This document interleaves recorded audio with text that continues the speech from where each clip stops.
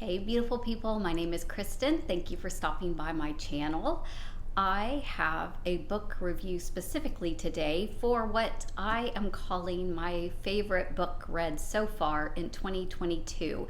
If you follow my channel, you know that I have a monthly goal to read a nonfiction, a classic, and a new release each month. And so far, up through the beginning of May, I had not come across any five-star nonfictions.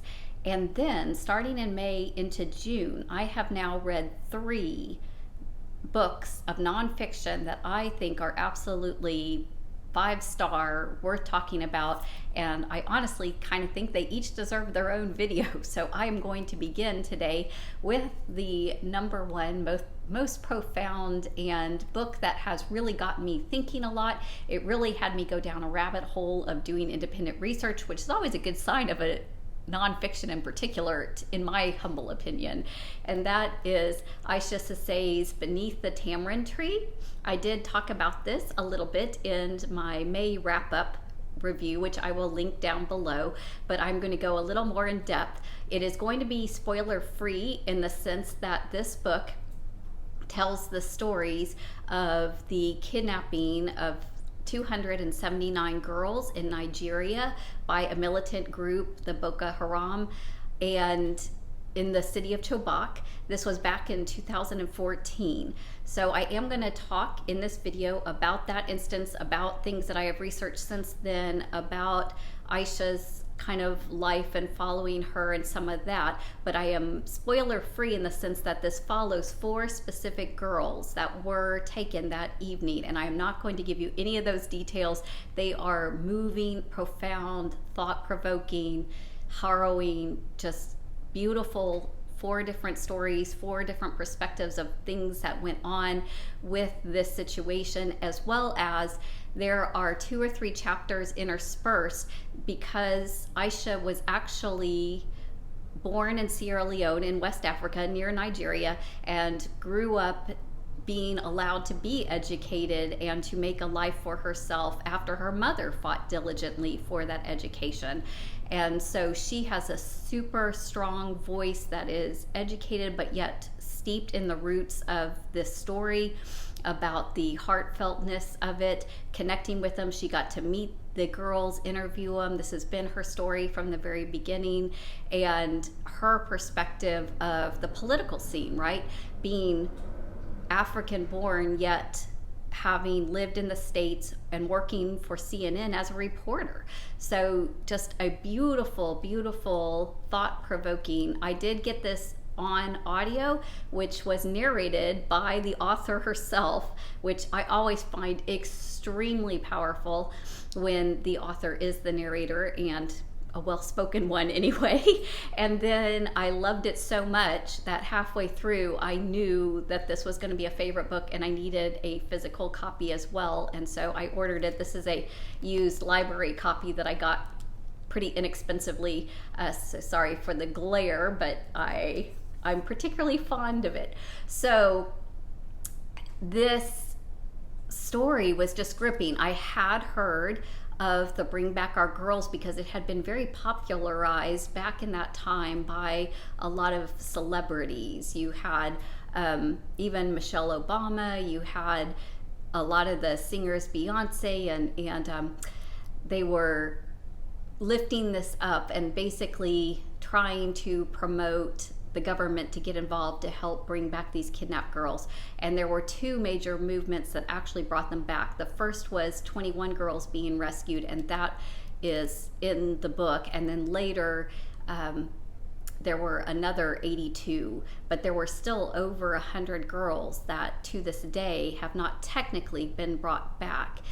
And part of that even tells, because it was over a 2.5-year period. And if you can just think for a minute about our children, about school-aged girls, young teenagers being kidnapped and then being gone for that amount of time, and how many things would happen to them, not minorly, not the least of these being that that was enough time that they actually got connected to some of their captors. They actually got almost time to acclimate, to understand them. And the part that was not mentioned in this book, but I know from reading other books of similar natures of these kidnappings and indoctrinations, is that the boys that are kidnapped become brainwashed and led into normally becoming part of the soldiers themselves. And so they're either killed because they don't conform or they won't comply, or they become part of the problem, if you will. But through that initiation and through those conditionings, a lot of them end up embracing it, and then they become the enemy. But the reality is they were actually victims themselves in a lot of the cases. So you just have these multiple layers that you have to think through. So if you had, for instance, this young boy who's innocent, who's kidnapped and then gets indoctrinated and becomes sympathetic and becomes a soldier, I could very well picture myself as a kidnapped girl, connecting with that boy who tries to maybe become my friend or help me process it or take it on, or wants to make me his wife and have kids, which is actually the reality of what happened to the ones who didn't come back. They actually became wives and part of this culture, and even when they were given the opportunity to escape or to come back, they didn't want to. They had now created a new life for themselves.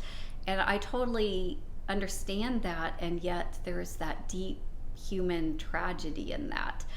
So the thought-provokingness about how the government and their role in this, both the Nigerian government and the world governments, and I loved her point of saying that it's not just humanitarian issues, it's not just about what's right for human life in general, which it is, absolutely, but also self-defense of our countries. If you have these radicalized groups that go unchecked or undealt with, this group did get connected to ISIS, to some of those organizations that are threatening. And so this is everybody's problem. This is not something that we should just dismiss and not care about at all. And just the narration and the stories and how attached and beautiful these girls are, and just understanding and wrestling with how powerful and meaningful and valuable their lives are. And yet, because of the color of the skin, because of where they were born, because of their education, or they're struggling or not achieving that level yet, they weren't helped in a way that maybe somebody else would. And what do we do with that, right? Where does that end up? And so this was so incredibly powerful and moving, and I honestly have told you a lot, but I still say this is spoiler free, and that you are going to get a lot out of this. You're going to be on the edge of your seat. It's kind of like one of those things where, like, if you're reading a story about Pearl Harbor or some historical event, absolutely what's going to happen. It's not a surprise, right? History. And yet these are the individual stories. These are the heartbeat. And so I highly recommend you getting the audio as well as the physical in this book. I think I've read 49 books now so far this year. This sits at number 1 for me. So Beneath the Tamarind Tree, a story of struggle, and yet, for me personally, I think the author did a beautiful job of leaving us with some hope, leaving us with some ways of individual humanity and goodness and restoration that do break through, even in the midst of the struggle and the problems and the issues and the brokenness not being solved. So that is my review and thoughts on that. Encourage you. I know it's not for every single person, but if any of that sounds good, if you made it this far in the video review, it's probably for you. Put it on your wish list, put it on your TBR, check it out. I think it's $4.99 on Audible. It's worth it. Take a listen. Thanks so much. Y'all have an awesome day.